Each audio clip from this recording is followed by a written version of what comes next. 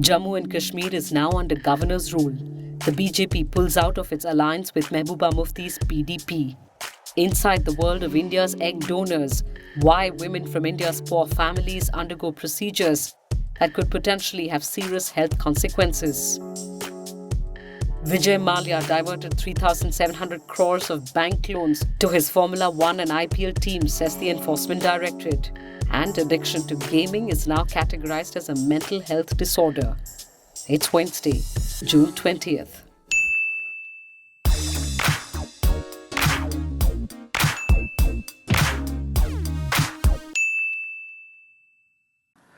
We have decided that it is time the reins of power in the state be handed over to the governor.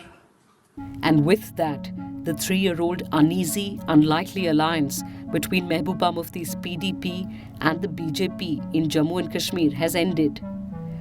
The immediate reason to snap already frayed ties appears to have been the differences between the two over the issue of ceasefire. The PDP wanted the ceasefire to be extended. The BJP-ruled centre didn't agree. Basic मकसद ये था reconciliation, यानी जम्मू कश्मीर में reconciliation dialogue, यहाँ के जम्मू कश्मीर के लोगों के साथ dialogue, यहाँ confidence building measures, पाकिस्तान के साथ एक अच्छा रिश्ता, 11,000 नौजवानों के खिलाफ हमने केसेस विड्रॉ किए, हमने यहाँ यूनिलेटरल सीज फायर करवा दिया, हमने तो ये अलायंस जो है पावर के लिए नहीं किया था. Let's look at the numbers in the State Assembly. The Jammu and Kashmir legislature has 87 seats, the PDP has 28, the BJP 25, the Congress 12, the National Conference 15, others 7. The Congress has ruled out any alliance to try and form the government, so also has the National Conference.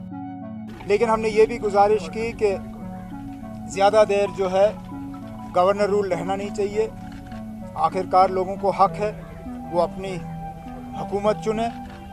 Both these parties together have pushed the state to this precipice, and we can only hope that with an able administrator like Governor Vora, who has handled the state in very trying circumstances in the past, that we can begin the process of retrieving the state from the dark abyss that we are staring down.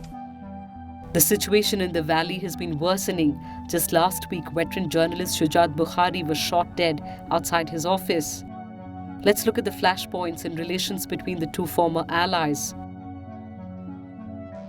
The rape and murder of an 8-year-old girl in Kathua, Jammu. The child was from a Muslim nomadic Bakarwal community. State BJP leaders were seen backing the men charged with raping and murdering the child. 2 BJP ministers participated in a rally organized by the Hindu Ekta Manch in support of the accused. They later resigned. Farooq Ahmed Dar, an allegedly innocent Kashmiri voter, was forcibly used as a human shield by a major of the 53rd Rashtriya Rifles. He did so, it was claimed, to deter stone pelters. The BJP came out in support of the major's actions. The Jammu and Kashmir government's decision to approve compensation for the family of Khalid Muzaffar Wani, the brother of Hizbul Mujahideen commander Burhan Wani. Burhan Wani was killed by the armed forces. That move by the J&K government sparked a political firestorm with the BJP coming out in opposition. So what happens now? Governor N.N. Vora's tenure ends soon. His tenure could be extended though till a replacement is agreed upon. The immediate security challenge is the Amarnath Yatra that begins at the end of the month. In March this year, a 26-year-old Mumbai resident we spoke to spent 20 days at a fertility clinic in Kerala, where doctors gave her hormone injections every day. The shots were aimed at stimulating her ovaries to make them produce multiple eggs, not just the 1 or 2 they would generate naturally in a month. At the end of the 20 days, several of her eggs were surgically extracted and fertilized in a laboratory, a procedure known as in vitro fertilization or IVF. Though the clinic listed her as an egg donor, she was paid 45,000 rupees to undergo the procedure. This woman is part of the global IVF machine that was valued at $15 billion in 2017, according to one estimate. Eggs are the raw materials for IVF procedures, and these donors are the suppliers. The IVF market in India is projected to touch 2,600 crore rupees by 2022. But around the world, a debate is raging about the ethics of paying egg donors and about potentially putting them at physical risk. Most egg donors in India are poor women, and the money from selling their eggs is substantially more than what they would earn otherwise. But overstimulating the ovaries multiple times could have medical consequences. For instance, medical researchers are investigating whether women who take hormones for such procedures have a higher chance of developing cancer. The Assisted Reproductive Technology Bill is yet to be passed by Parliament. The Indian Council of Medical Research first prepared a draft in 2008. It has since seen revisions but is yet to become law. It requires donors to be informed of the possible consequences of egg donation. However, most donors interviewed by us for this story seem to be unaware of the repercussions. Clinics say couples often have specific requests for the kind of egg donor they want. Sometimes couples go as far as to recruit and pay the donors themselves. Despite the constant demand for eggs, not all donors are in high demand. The woman we interviewed said, "I'm very dark, so people from the south are more likely to take me as an egg donor than people from the north." College graduates get paid more for their eggs, with the fee running into lakhs of rupees. This as per the owner of an agency which supplies surrogates and egg donors. Some prospective parents who cannot afford educated egg donors ask non-graduate donors to take IQ tests as per an infertility specialist. Many couples want to ensure the donor is light-skinned and attractive and are willing to pay a premium for this. Regulation, anyone? India's first test tube baby or IVF baby was born in 1978, yet a legislative framework to regulate the practice is still not in place. Assisted reproductive technology, of which IVF is the most commonly performed procedure, remains a regulatory concern. A survey by the Indian Council of Medical Research found that most government health centers are ill-equipped to deal with cases of infertility. Diagnostic centers and laboratory services are woefully inadequate, which in turn has led to the surfeit of fertility clinics and the business of surrogacy in India. A study by the NGO Sama Resource Group for Women and Health says, assisted reproductive technology in India, including for surrogacy, has achieved the status of an industry. Who these clinics are run by and what the qualification of the practitioners are has also been a concern. A Parliamentary Standing Committee on Health that reviewed the proposed bill for the regulation of surrogacy also strongly recommended that a mere enactment of a surrogacy bill would not serve the purpose of controlling commercialization of surrogacy facilities across the country, because surrogacy procedures cannot be conducted without assisted reproduction techniques. Therefore, the Assisted Reproductive Technology Bill needs to be debated and passed first.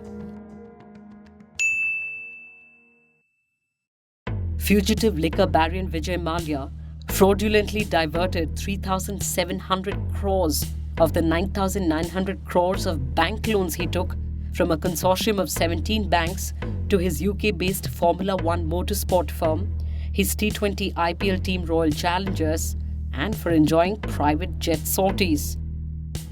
This is as per a fresh charge sheet filed by the Enforcement Directorate.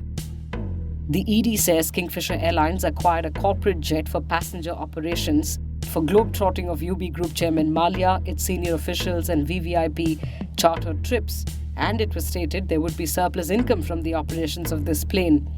However, the said jet was never used for the said purpose and mainly used as a personal carrier for Mallya as it catered to his family members and friends.